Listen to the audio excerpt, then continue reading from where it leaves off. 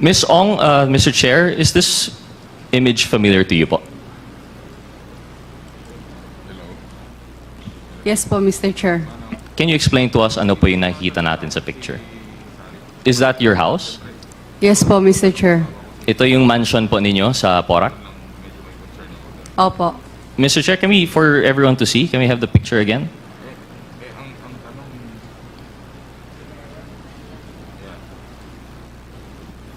Miss Ong, gaano kalaki po yung inyong property dito? Tama po ba? That's like a little massage house in the middle of the lake behind the bigger mansion proper. Tama po ba, Miss Ong? Lahat po yan, bahay po. Wala pong massage. The first in the list is Congressman Gutierrez. You have 5 minutes, Congressman Gutierrez. You're recognized. Thank you, Mr. Chair. Mr. Chair, as much as we would like to interpolate si Mr. Yang, I'd like to clear a few things po, especially in light of the matrix with some of our resource persons from last time. Because I think of note talaga po sa ating matrix is that it seems to be a parallel operation. Nakita po natin na yung first parts of our Quadcom were only scratching the surface. Itong mga Pogo operations pala happening in parallel is only the initial and it's the lower level actually. And now we're moving up. But before we move on with Mr. Yang, I just have a few questions. Kasi nga po, nakita natin, parallel po based on the matrix. For example, I'm sure there are many more Pogo operations, pero parallel po yung sa Porac and yung sa Bamban. So that, Mr. Chair, I'd like to direct my first question to Ms. Ong and to Ms. Guo. Ms. Ong, you had said before that kilala niyo po si Ms. Guo.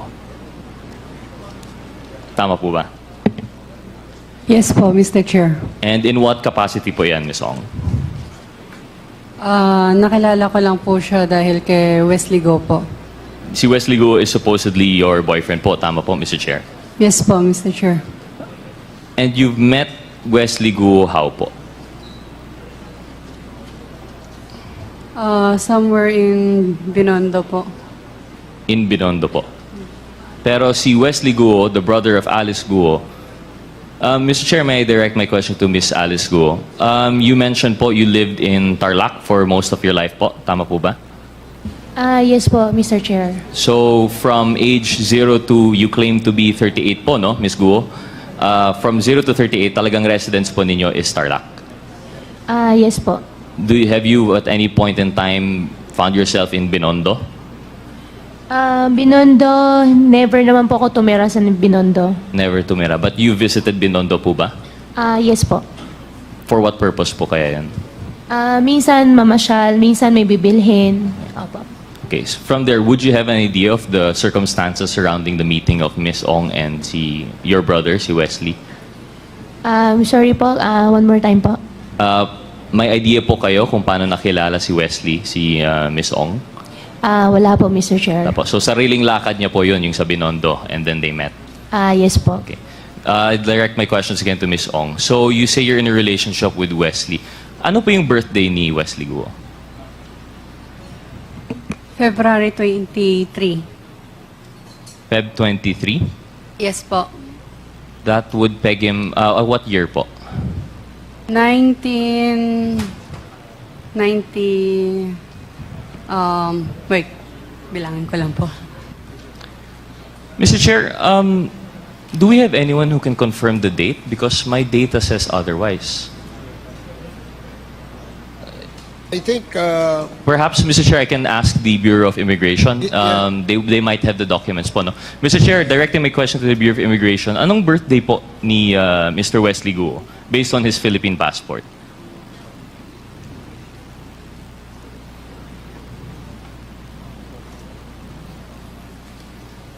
Mr. Chair, good evening. Unfortunately, we don't have it, but I undertake to give it before the end of the session, sir. Okay, please can we confirm? Because as far as I understand, I've seen the picture of the passport and it said February 1. And it would be very curious po na Miss Ong wouldn't know the birthday of her boyfriend for 4 years na po. Tama po. But we'll confirm it later po naman, no? We don't have the data. Would you know po kung anong schools pinuntahan ni Wesley Guo? Boyfriend mo po of 4 years, hindi mo po alam kung anong schools pinuntahan niya? Hindi po, Mr. Chair. Isn't that curious? Di ka man lang na-curious kung saan po siya pumunta for schooling? Hindi po. So ano yung mga... What aspects of his life do you know about? Alam mo po ba kung ano yung hobbies niya? Maglaro po. Maglaro. Yung hobby ng gamdam. Ng gam-gam.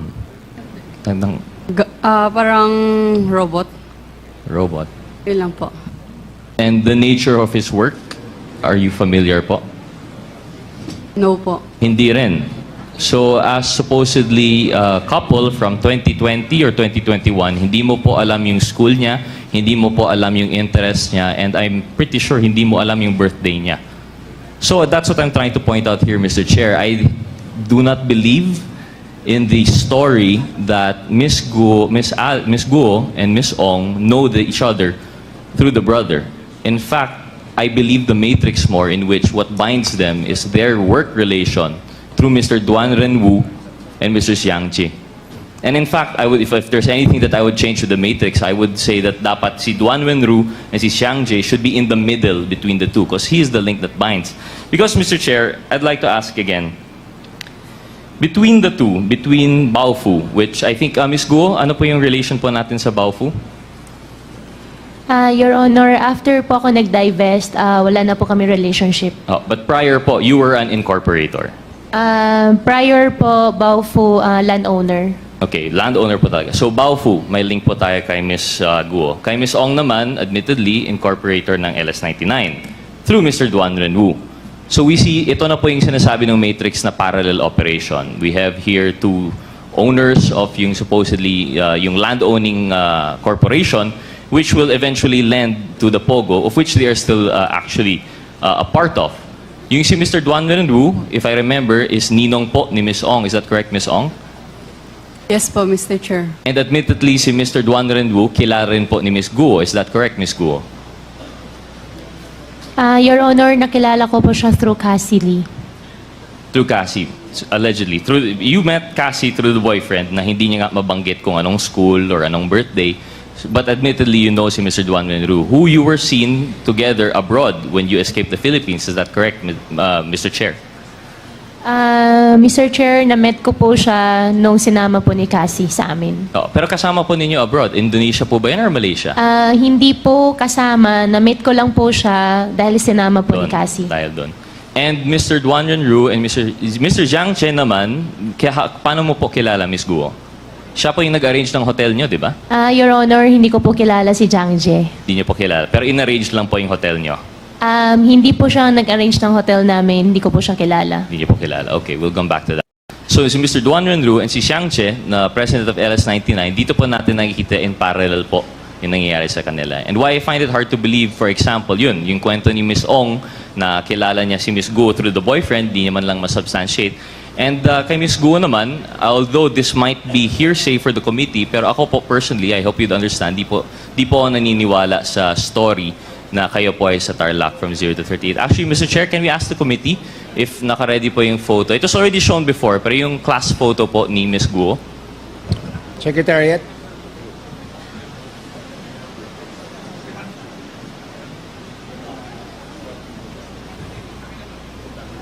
Miss Guo, while waiting for that po, you say you were born in 1986. Tama po ba?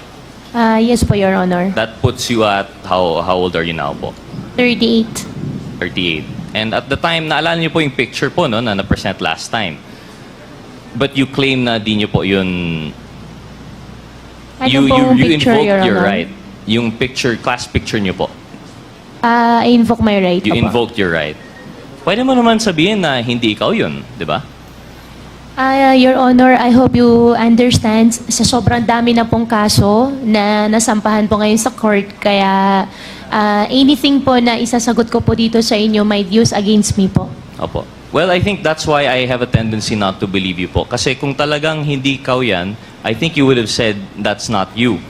But instead, you invoked your right to self-incrimination. And why do I not believe that? I can identify two of the people behind you.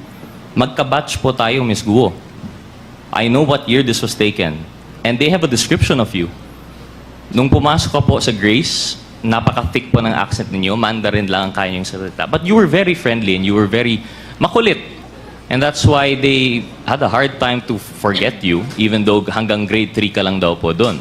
Now I know, like I said, that's hearsay as far as the committee is concerned kasi hindi naman nandito yung may personal knowledge nun. But when I was talking to that person with personal knowledge, na-convinced naman po ako.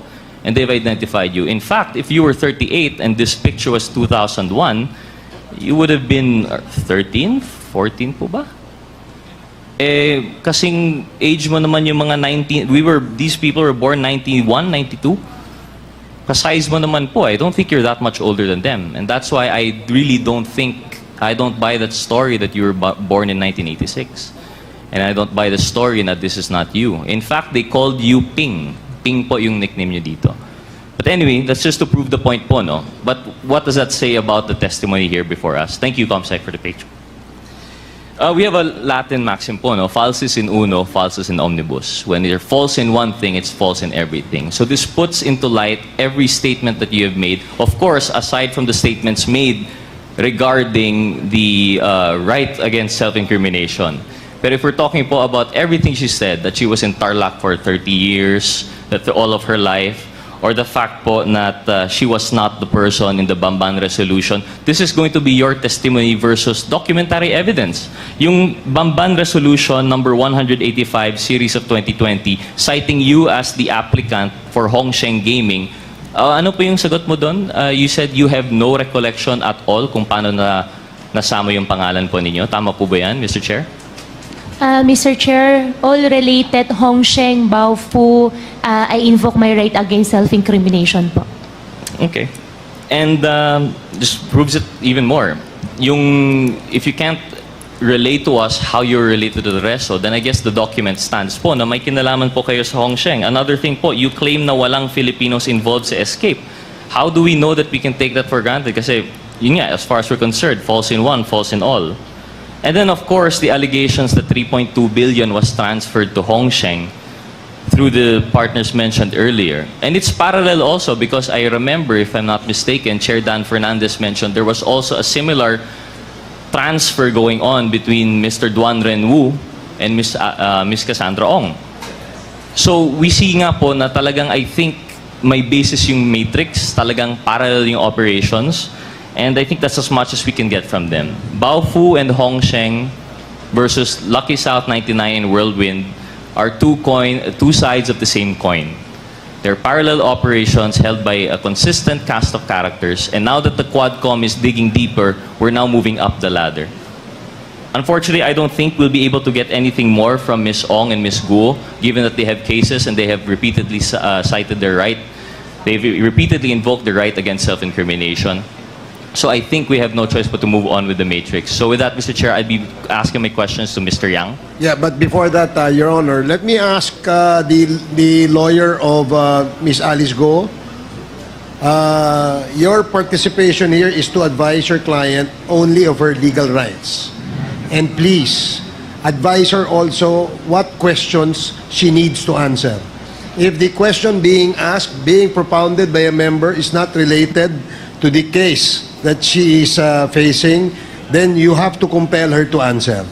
And that goes the same with other counsels present. Okay, para lang ho maliwanag, that's our ground rules.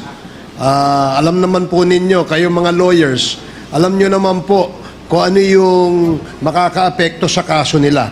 Kaya wag nyo silang pabayaang magtago sa likod ng right against self-incrimination. And we just want to make that clear. Please continue, Congressman Gutierrez. Thank you, Mr. Chair. Mr. Chair, before I move on, I'd like to go back, but I still have two more photos with the ComSec on the issues of Ms. Ong and Ms. Guo. Committee Secretariat, may we ask for the pictures of Lucky South 99 and yung Hongsheng to be displayed?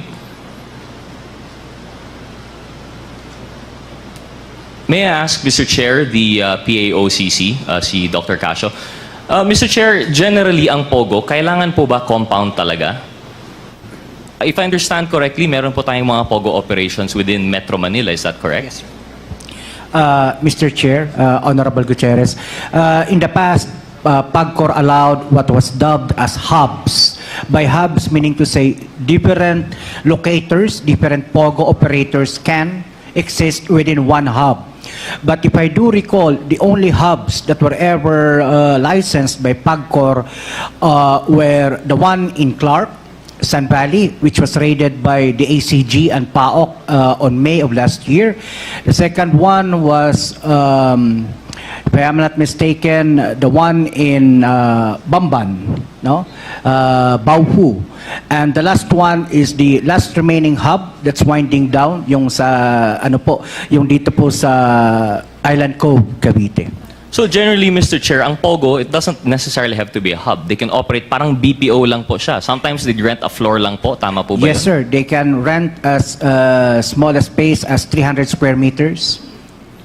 Thank you, Mr. Chair, for clarifying. So para lang alam ng ating mga kababayan, kasi nabanggit po ng PAGCOR, meron pong 240 plus na nabanggit ng mga Pogo. Baka iniisip po nila lahat yun Pogo hub. But it seems to be only the big operators are the Pogo hubs. It's, for example, yung sa Baufo and sa Lucky South 99. Kaya nga po parang parallel because amongst all the Pogos, sila lang po yung ganito. Sila lang po yung may hub. And it seems to indicate na they have the same modus operandi and they have the same intention to include mga love scam, mga cryptocurrency scamming, and other related crimes. Kasi di naman po yan manggagawa sa 300 square meter na office building po, no? So I think this is just another point of parallelism between the two. And then one more thing, Mr. Chair, Committee Secretariat, yung next picture po, please. Yung mansion. Ms. Ong, Mr. Chair, is this image familiar to you po? Yes po, Mr. Chair. Can you explain to us ano po yung nakikita natin sa picture? Nakita mo naman po, is that your house? Yes po, Mr. Chair. Ito yung mansion po ninyo sa Porac? Opo. Mr. Chair, can we, for everyone to see, can we have the picture again?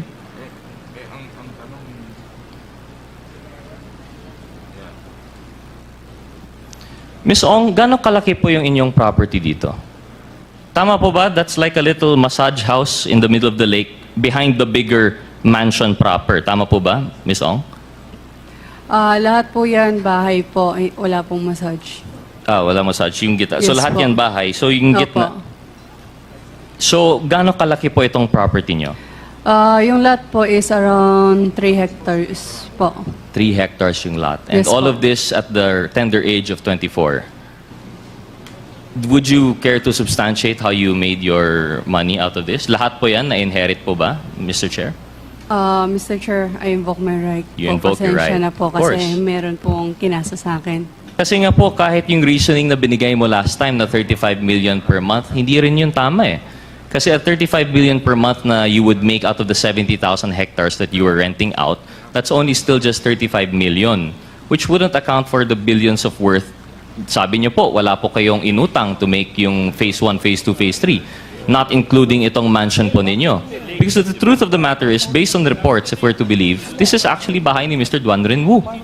Hindi naman po ito sa'yo. You're going to invoke your right or you're going to deny it, that's fine, Ms. Ong. But I'm just presenting it for the facts that the unbelievable story of rags to riches at 24 through inheritance from your mom, based on nothing more than the right connections at the right time, parang sobrang unbelievable po.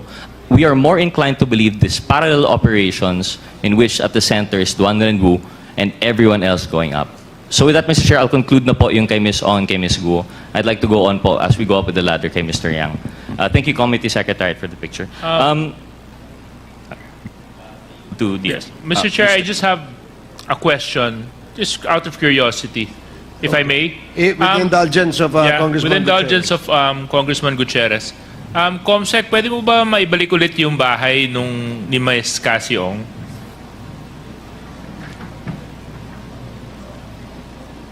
Miss Cassie, pwede niyo po bang sabihin niyo kung tama po yung pagkaunawa ko dito sa litrato? So meron pong lake at yung bahay po ninyo ay yung nasa gitna. Tama po ba yun? Can you go back? Hindi, yung bahay po, yung bahay, Comsec. Yung bahay, Comsec. Prior picture, please. Yan. Yeah. Excuse me. Yes? Yes po. Yes po, Mr. Chair. So yung bahay po, ano po yung nasa gitna ng lake? Bahay po. Tapos ito pong nandito sa may bandang baba. Bahay din po, Mr. Chair. Oh, so you have a house within a house? At tapos yung nandun po sa ibabaw niya na parang kulay puti na I don't know how you describe it. Parang ano ba yan? Is that also a body of water? Garden po yan, Mr. Chair. Garden. Okay. Yeah,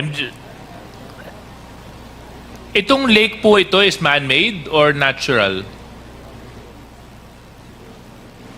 Can I consult my lawyer po? No, I mean, it's actually whether it's Man Lake po, Mr. Chair. huh? Man Lake po. Man-made. Man-made. Gaano kalalim po yung lake? Hindi ko po sure, Mr. Chair. Thank you very much. I'm just trying to figure out kasi yung figures na binanggit ni Kong Rods. At medyo kinakwenta ko po kung magkano aabutin to kasi kung man-made po yan, Chairman, at saka kung gaano kalalim at yung lawak, tapos nice to live there, ah. Thank you very much, Mr. Chair. Okay, please proceed. Thank you, Mr. Chair, and I agree with the good Deputy Speaker. Kaya nga po yung punto na natin doon, yung 35 million nga, kulang na po yun for phase 1, 2, and 3 of Whirlwind. Paano pa kaya yung 3-hectare lot with mansion na pinakita po natin? But anyway, the bright side to this, with the efforts of the Quadcom, I believe the proper cases have been filed against the parties, so we can leave po yung parallel operations on the ground. Doon na lang po yun. We leave it to our good partners in service executive branch.